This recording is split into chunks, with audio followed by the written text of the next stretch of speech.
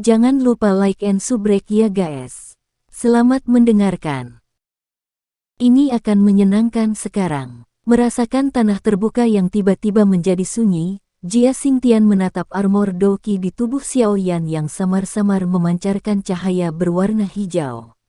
Wajahnya terkejut dan takjub. Armor ini hanya dalam bentuk bayi, tapi terlepas dari bagaimana seseorang menaruhnya, bisa memanggilnya berarti orang itu sudah memasuki kelas Dadoshi. Merefleksikan apa yang dia lihat dari titik ini, ternyata jarak antara kekuatan Xiaoyan dan Nalan Yanran tidak terlalu besar. Hal yang membuat Jia Xingtian terkejut adalah bagaimana anak kecil dari klan Xiao ini, yang tidak memiliki dukungan kuat di belakangnya, bisa dengan cepat mengejar Nalan Yanran dalam 3 tahun yang singkat ini. Orang harus tahu bahwa di belakang Nalan Yanran ada makhluk besar yang dikenal sebagai Mystic Cloud Sect yang merawatnya dan memberikan dukungan. Anak muda ini bukanlah orang yang sederhana. Jia Xingtian dan Fa Ma bertukar pandang satu sama lain. Keduanya bisa melihat emosi ini di mata yang lain. Di sisi lain, wajah Nalan Jie yang baru saja rileks sesaat, sekali lagi menegang. Matanya menatap tajam ke armor Doqi di tubuh Xiaoyan. Beberapa saat kemudian, dia akhirnya menghela nafas panjang. Dia perlahan menutup matanya dan ekspresi wajahnya menunjukkan kepahitan. Kali ini, Nalan Jie benar-benar merasakan penyesalan. Dia menyesal tidak menghentikan Nalan Yanran saat itu. Jika Nalan Yanran tidak membuat seluruh masalah untuk membatalkan pertunangan, orang muda yang mengandalkan dirinya sendiri saat dia berubah menjadi Dadoshi yang kuat dari orang yang tidak berguna dalam 3 tahun yang singkat akan menjadi menantu yang merupakan klan Nalan, akan sangat puas dengan. Di masa lalu, Nalan Jie sangat marah dengan tindakan Nalan Yanran yang membatalkan pertunangan karena dia sangat sombong. Perjanjian yang dibuatnya dan kakek Xiaoyan adalah sesuatu yang membuatnya merasa terhina setelah dia memutuskannya. Jika bukan karena alasan ini, siapa yang mau membiarkan cucunya sendiri yang luar biasa menikah dengan tuan muda klan Xiao yang hanyalah orang yang tidak berguna saat itu? Sekarang, bagaimanapun, pemuda yang telah mengungkapkan ujung tajamnya di depan Nalan Jie menyebabkan Nalan Jie dengan jelas melihat potensi menakutkan yang terkandung dalam tubuh mantan. Nilai yang bisa dibawa oleh potensi seperti itu di masa depan jauh melebihi batas yang bisa dibayangkan Nalan Jie. Dia jelas mengerti bahwa tidak ada faksi besar seperti Mystic Cloud Sect yang mendukung Xiaoyan dari belakang. Dan bahkan tanpa dukungan seperti itu dari belakang, Xiaoyan, bagaimanapun, masih bisa dengan cepat mengejar kecepatan Nalan Yanran dalam waktu 3 tahun.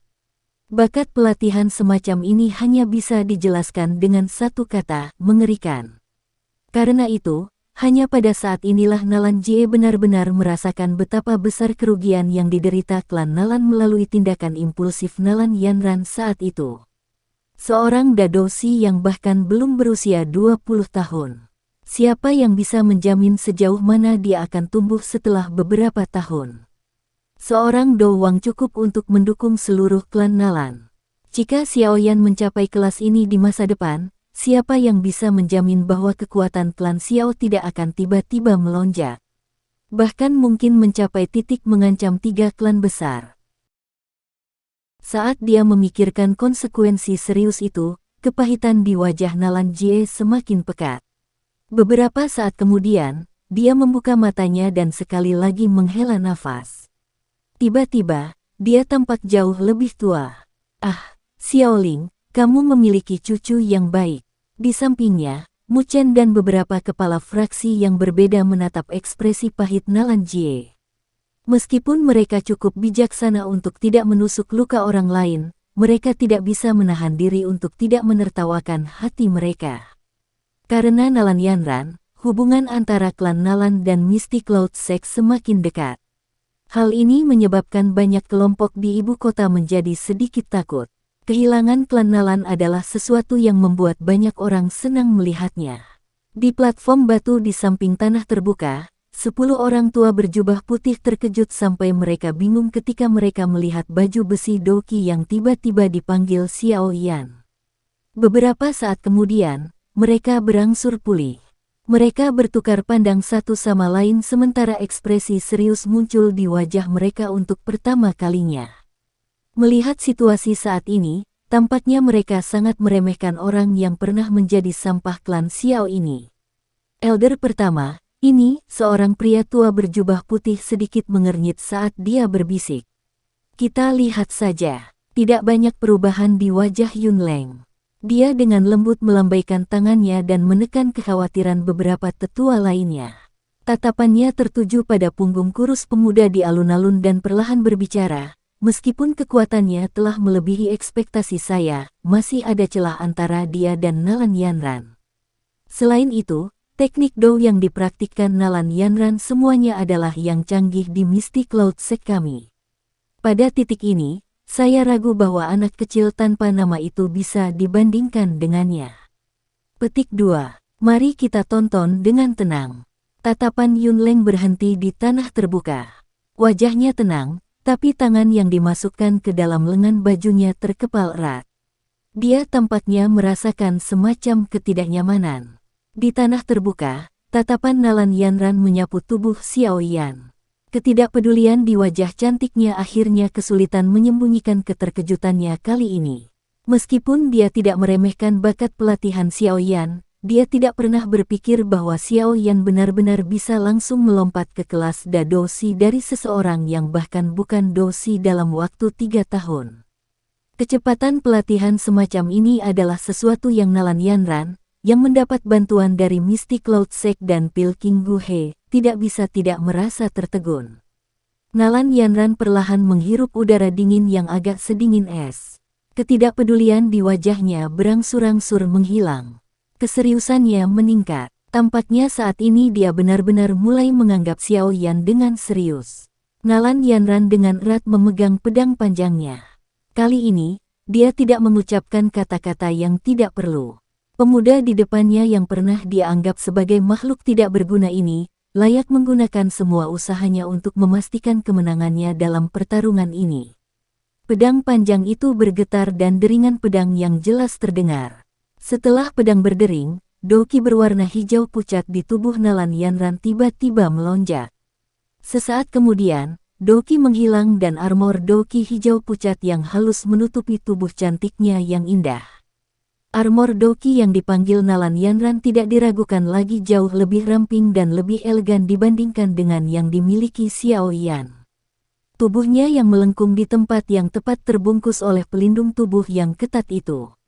Itu memancarkan keindahan dari jiwa heroik, menyebabkan dia, yang awalnya merupakan titik fokus dari tempat itu, menarik perhatian mata semua orang. Meskipun warna kedua baju besi doki mereka serupa, baju besi doki Nalan Yanran jelas jauh lebih halus jika seseorang membandingkan penampilan luar mereka. Di sisi lain, Xiao Yan tampak sedikit kasar. Dari sini, orang bisa melihat bahwa meskipun mereka berdua adalah Dadoshi, masih ada celah di antara kekuatan mereka. Doki yang kuat melonjak maju dalam jalur Ki Nalan Yanran seperti sungai yang mengalir. Dia dengan lembut mengangkat matanya yang cantik dan ujung kakinya tiba-tiba menekan dengan lembut ke tanah. Tubuhnya berubah menjadi sinar cahaya, dan dia mengambil inisiatif untuk memulai serangannya pada Xiao Yan saat semua orang menyaksikan. Jarak antara mereka berdua hanya 10 meter. Untuk kecepatan Nalan Yanran, ini adalah sesuatu yang bisa ditutupi dalam beberapa detik. Tubuhnya berkedip dan muncul kembali, menempatkan Xiao Yan dalam jangkauan serangnya. Dia mengayunkan pedangnya, membuatnya tampak seperti ular berbisa yang telah keluar dari lubangnya karena membawa cahaya pedang angin yang tajam dan dengan licik menusuk dada Xiao Yan dengan cara yang kejam.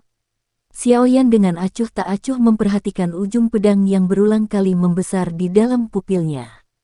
Telapak tangannya benar-benar meninggalkan gagang penguasa Suan berat. Karena dia meninggalkan penguasa Suan berat, doki yang saat ini naik di tubuhnya meraung saat mereka melonjak di dalam nadinya. Perasaan dipenuhi energi berlama-lama di dalam tubuh Xiao Yan. Ketika zat berwarna hijau pucat, yang seperti angin berputar kecil yang menutupi pedang, akan mencapai tempat setengah kaki dari dada Xiao Yan, dia akhirnya bergerak. Dia dengan keras menendang penguasa Suan berat yang dimasukkan di depannya. Tubuhnya bergerak setengah meter ke kiri dan dengan tangkas menghindari serangan agresif Nalan Yanran. Pausan Windblade. Nalan Yanran tidak terkejut karena Xiao Yan mampu menghindari serangannya.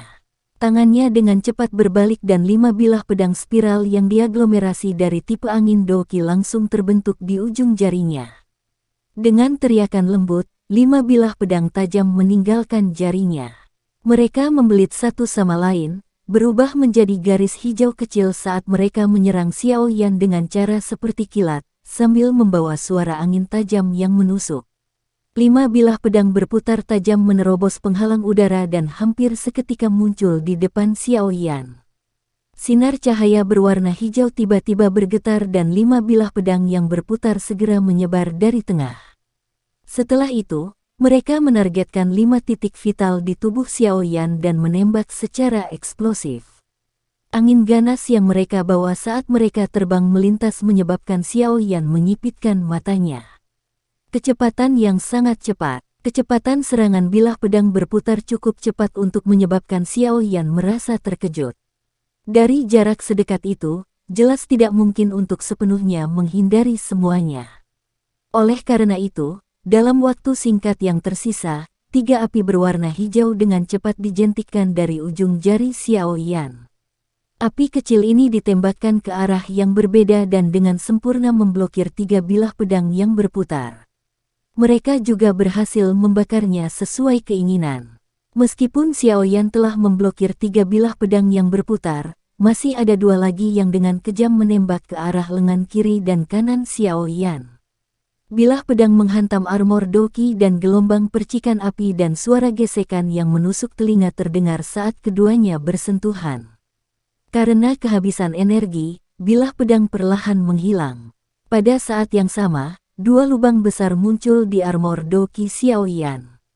Meskipun lubang ini secara bertahap diperbaiki oleh Doki, samar-samar masih bisa melihat beberapa jejak darah darinya. Tampaknya serangan ini menyebabkan Xiao Yan menerima beberapa luka luar. Tentu saja, dari sudut pandang Xiao Yan, luka luar seperti itu secara alami tidak akan mempengaruhi kemampuan bertarungnya.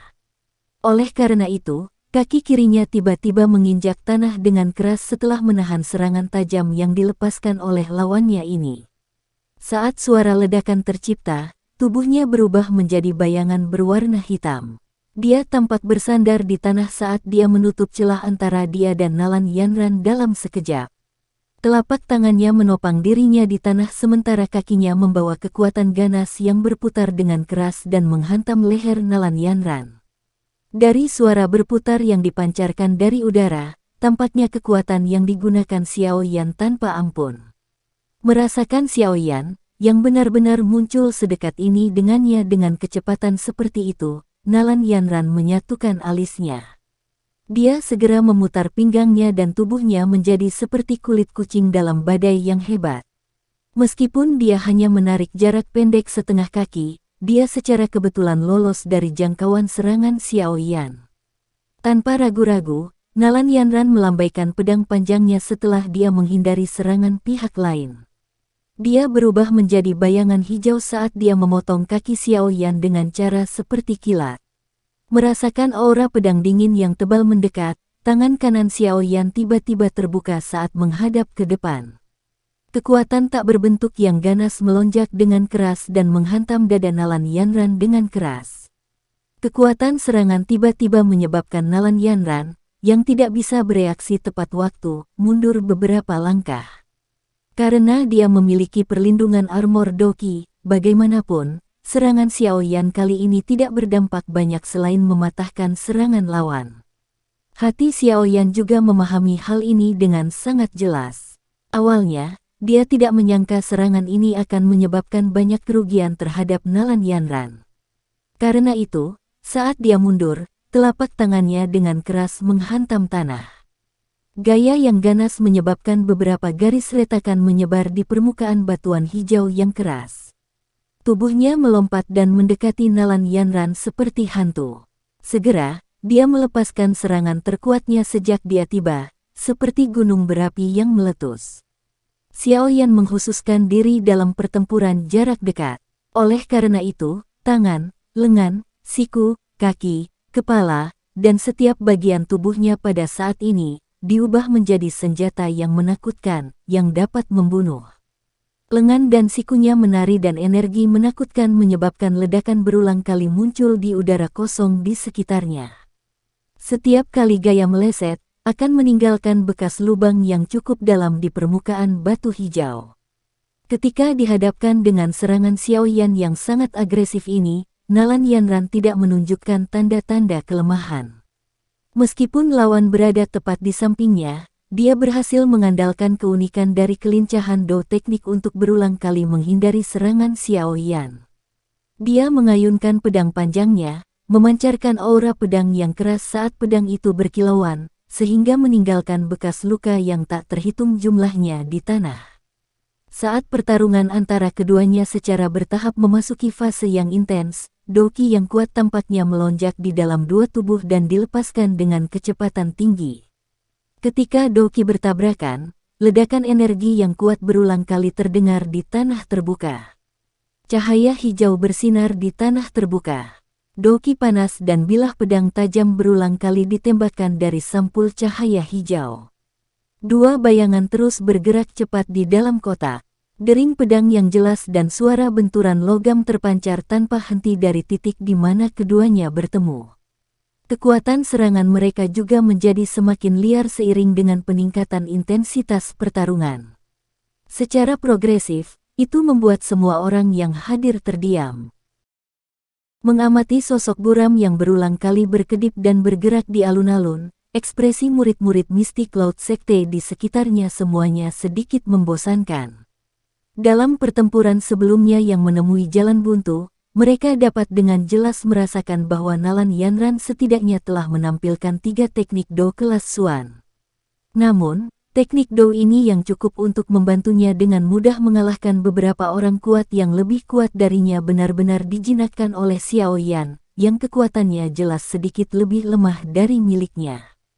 Hanya pada saat ini para murid dari Mystic Cloud Sekte ini akhirnya mengerti betapa konyolnya rumor itu ketika rekan-rekan mereka menggambarkan Xiao Yan dari klan Xiao sebagai orang yang tidak berguna dan bagaimana dia melebih-lebihkan kemampuannya sendiri. Mampu bertarung dengan orang yang paling luar biasa dari generasi muda dari Mystic Cloud Sekte begitu lama tanpa dikalahkan, membuktikan bahwa pemuda yang lembut dan tampan di depan mereka ini jauh dari orang biasa. Di alun-alun batu hijau besar, Doki yang kuat dan bilah angin tajam berulang kali ditembakkan, meninggalkan banyak bekas luka dalam yang jelas dan terlihat di permukaan keras di sekitarnya. Semua orang menahan napas saat ini. Tatapan mereka mengikuti dua sosok manusia yang muncul dan menghilang saat mereka bergerak dalam sekejap. Pertarungan yang semakin sengit dan memanas menyebabkan banyak orang yang jantungnya melompat ke tenggorokan saat mereka menyaksikan pertempuran eksplosif kedua belah pihak.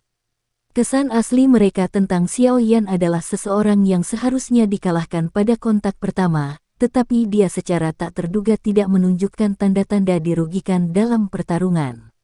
Sebaliknya, dengan serangan jarak dekat yang sangat ganas itu, dia benar-benar samar-samar tampak seperti sedang menekan Nalan Yanran dalam hal serangan. Ini benar-benar mengejutkan murid-murid Mystic Cloud Sekte yang awalnya mengira bahwa kemenangan mudah dalam genggaman mereka. Tentu saja, ini tidak hanya terjadi pada murid Sekte Mystic Cloud biasa. Setelah Xiao Yan diam-diam menggunakan api surgawi, untuk sepenuhnya memblokir semua teknik Do kelas Xuan yang telah berulang kali ditampilkan Nalan Yanran, tetua Mystic Cloud Sekte di platform batu akhirnya menjadi untuk menampilkan ekspresi tidak nyaman. Beberapa teknik Do yang ditunjukkan oleh Nalan Yanran pada dasarnya termasuk tipe yang maju dan sulit dipelajari. Apalagi kekuatan mereka juga cukup besar. Dengan kekuatan Nalan Yanran, bahkan jika lawannya adalah orang yang kuat 2 atau 3 bintang di atasnya, tidak akan mungkin baginya untuk dengan mudah memblokir beberapa teknik Do yang dia perlihatkan. Namun, kenyataan yang muncul di depan mereka dengan jelas memberitahu Yunleng dan yang lainnya bahwa teknik Do yang memiliki kekuatan besar sebenarnya diblokir oleh Xiao Yan, yang kekuatannya sedikit lebih lemah dari Nalan Yanran, tanpa menderita luka apapun. Penatua pertama, Xiaoyan itu tampak sedikit aneh.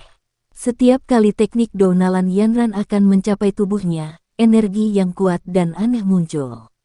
Energi aneh inilah yang menyebabkan teknik Dounalan Yanran tidak dapat memperoleh hasil yang sebenarnya. Setelah menatap tanah terbuka dengan saksama dengan matanya, seorang lelaki tua berjubah putih tidak bisa menahan diri untuk tidak menoleh dan dengan lembut memberitahu Yunleng dengan wajah serius.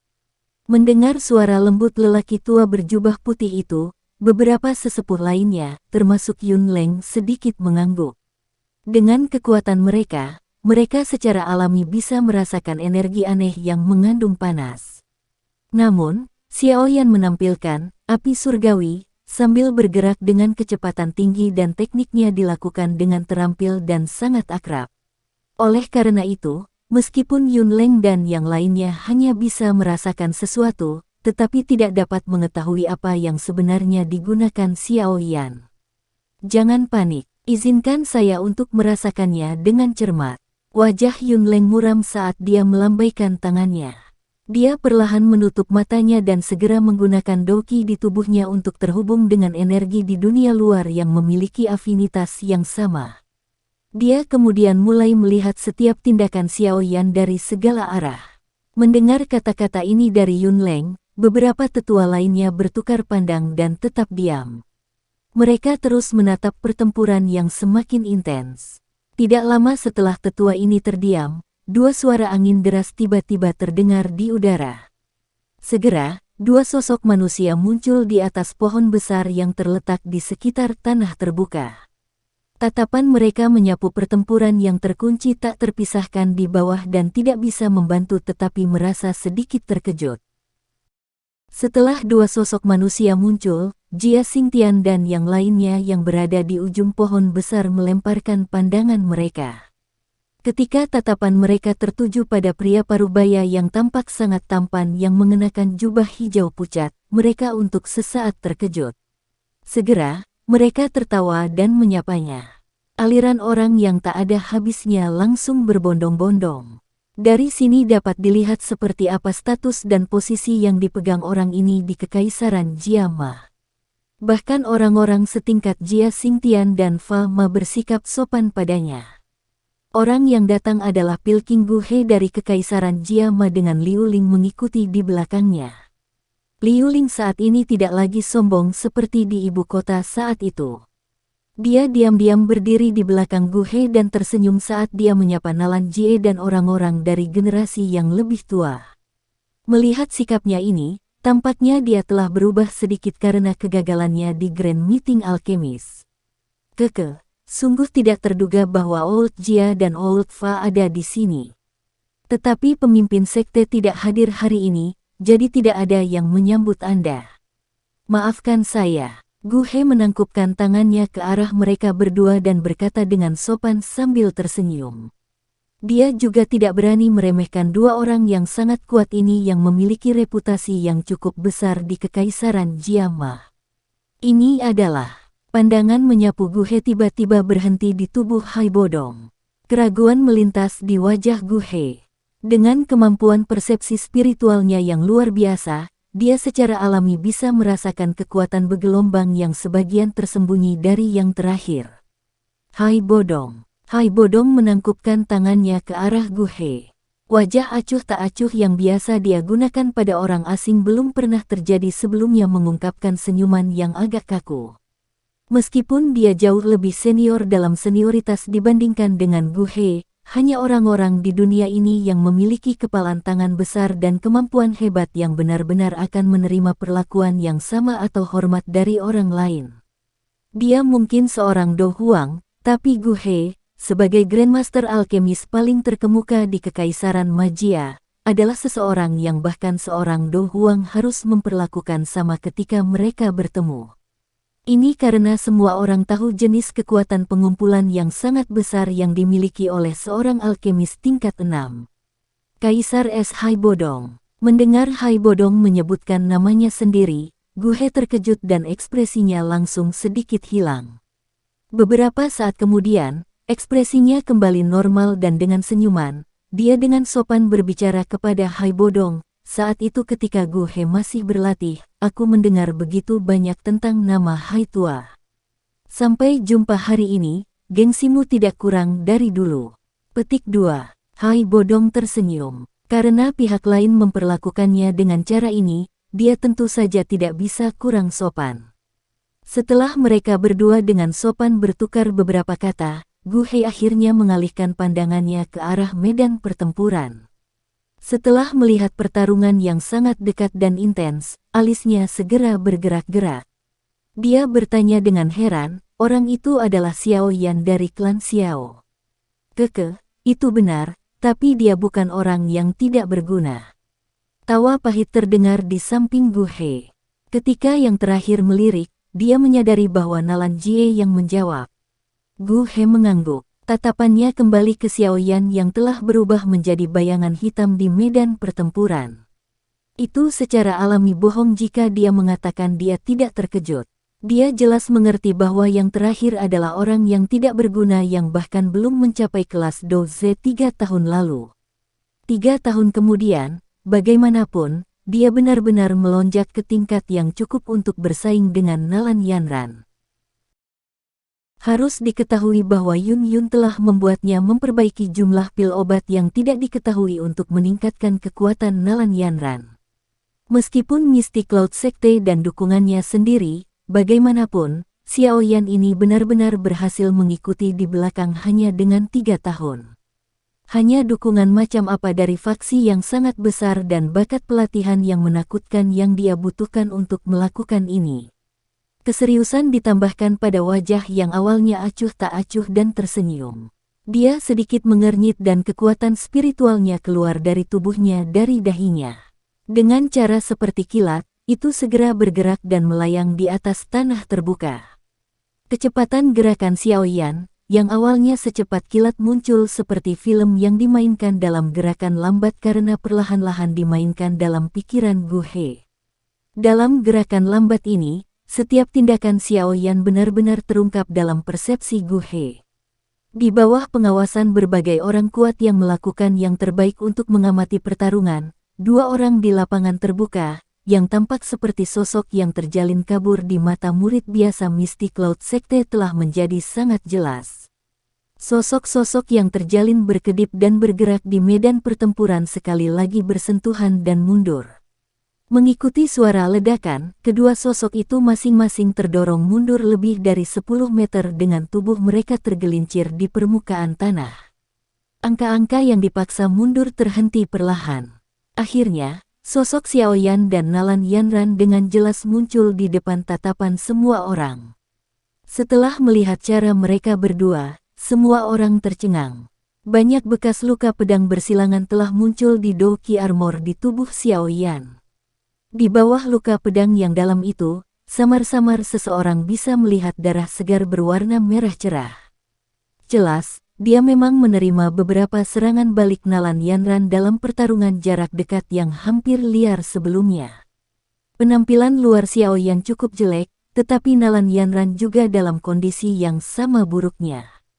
Gaun bulan aslinya yang bersih tampak agak tidak teratur saat ini. Orang bisa melihat jejak kaki yang jelas di sekitar perut bagian bawah. Rambut hitamnya yang berantakan menempel di dahinya yang bersih di mana beberapa keringat telah muncul. Bagian belakang giginya menggigit bibir bawahnya yang merah sementara nafasnya sedikit tergesa-gesa.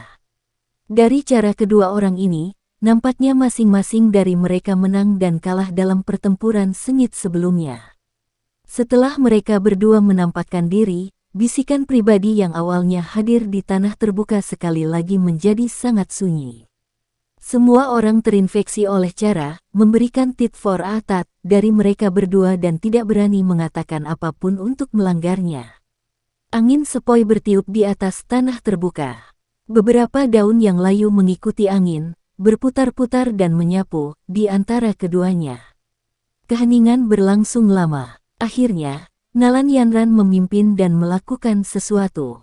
Matanya yang pandai membawa emosi yang rumit saat dia mengamati wajah acuh tak acuh dari pemuda di seberangnya. Tangannya perlahan terulur untuk melepaskan pita hijau yang membatasi rambut hitam panjangnya. Dia perlahan mengayunkan kepalanya. Rambut hitam di kepalanya seperti cahaya bulan yang turun. Itu bergerak di sepanjang lengannya dan secara vertikal ke bawah menuju pinggangnya yang halus.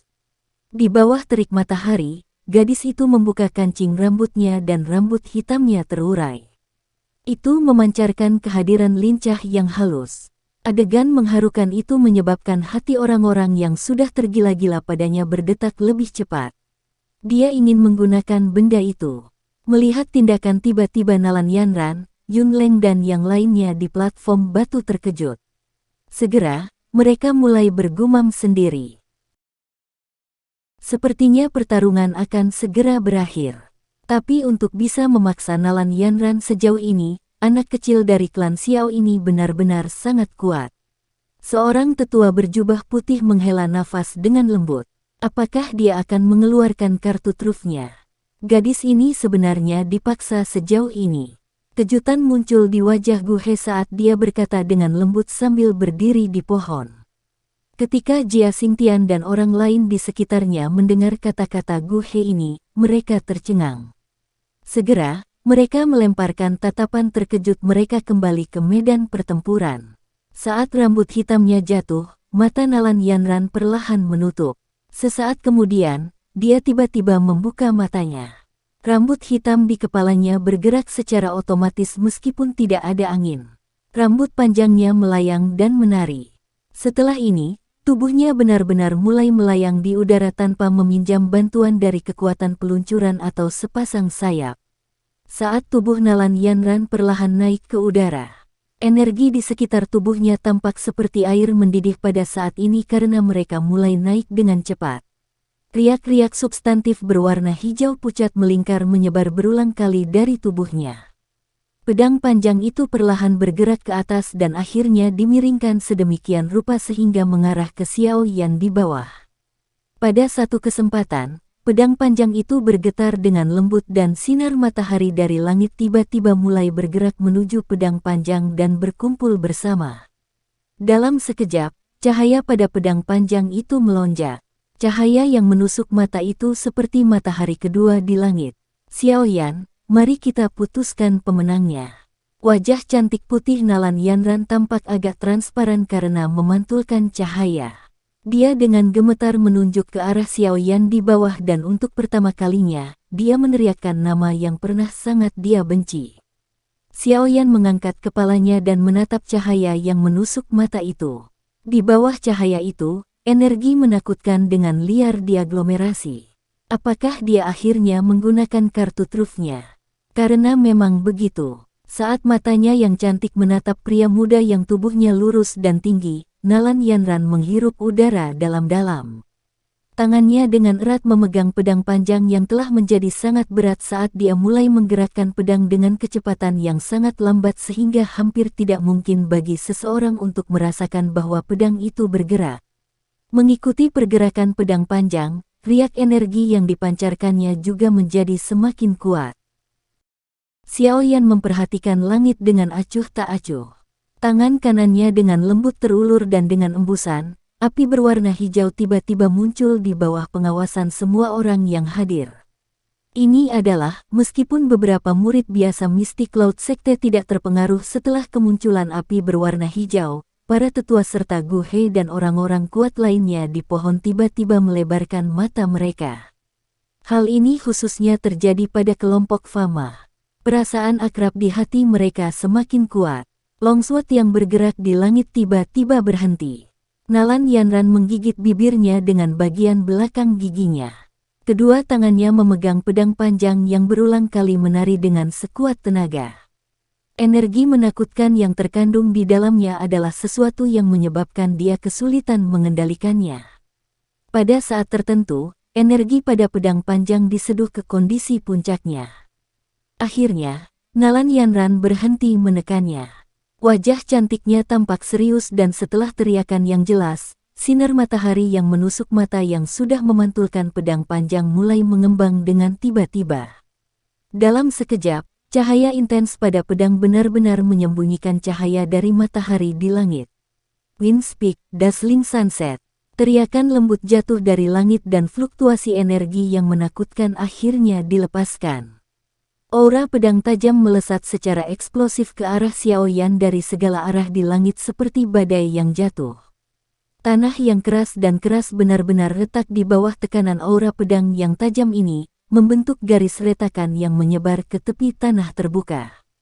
Merasakan pedang yang menakutkan arwah di langit, murid mistik Laut Sekte buru-buru meletakkan tangan mereka di tangan satu sama lain. Gelombang Doqi naik dari dalam tubuh mereka dan akhirnya membentuk penutup energi yang sangat besar yang menyelimuti lebih dari setengah persegi. Hanya dengan mengandalkan itu mereka berhasil melepaskan tekanan yang diciptakan dari aura pedang di langit. Ini sebenarnya adalah Wind Speak. Sungguh tidak terduga bahwa Yun Yun bahkan telah mengajarinya ini. Namun, dengan kemampuannya, dia bahkan tidak bisa menampilkan 20 atau 30% dari kekuatannya. Jia Xingtian bergumam sambil mengangkat kepalanya dan menyaksikan aura pedang yang seperti matahari yang jatuh. Mungkin sudah waktunya anak kecil ini, Jia Xingtian mengalihkan pandangannya ke arah Xiaoyan di medan pertempuran. Dia belum mengatakan semua yang dia inginkan ketika matanya tiba-tiba menyusut. Dia memperhatikan bahwa Xiaoyan tiba-tiba mengeluarkan Yaowan dan Wan ungu pucat. Dia melemparkannya ke mulutnya dan mengunyahnya sedikit. Segera, dia melebarkan mulutnya dan sekelompok api ungu dimuntahkan dan berhenti di tangan kiri Xiaoyan. Yaowan dan Wan adalah pil yang bukan merupakan pil obat yang tepat. Mereka juga tidak memiliki efek pengobatan atau sangat sedikit. Postur ini, tatapan Jia Xingtian menatap tajam ke arah Xiaoyan yang memuntahkan api ungu. Matanya menyipit hingga hampir menjadi garis lurus. Hari itu, di alun-alun keluarga kekaisaran, pemuda yang dipanggil Yan Xiao itu juga melakukan ini. Jia Xingtian perlahan menoleh dan bertukar pandang dengan Fama. Ekspresi mereka berdua sangat aneh dan menarik. Tampaknya mereka akhirnya mengkonfirmasi sesuatu, Yan Xiao itu Xiaoyan. Tentu saja, Fama, Jia Xingtian bukanlah satu-satunya yang menemukan sesuatu karena tindakan ini. Nalan Jie, Muzan, dan yang lainnya di pohon besar juga tercengang pada saat ini. Sebenarnya, orang terpenting tidak sedikit dari mereka. Sebaliknya, itu adalah orang yang digantung di udara dan baru saja menunjukkan teknik Do yang menakutkan ini. Nalan Yanran. Sekian dulu ya guys. Terima kasih sudah mendengarkan, bye-bye.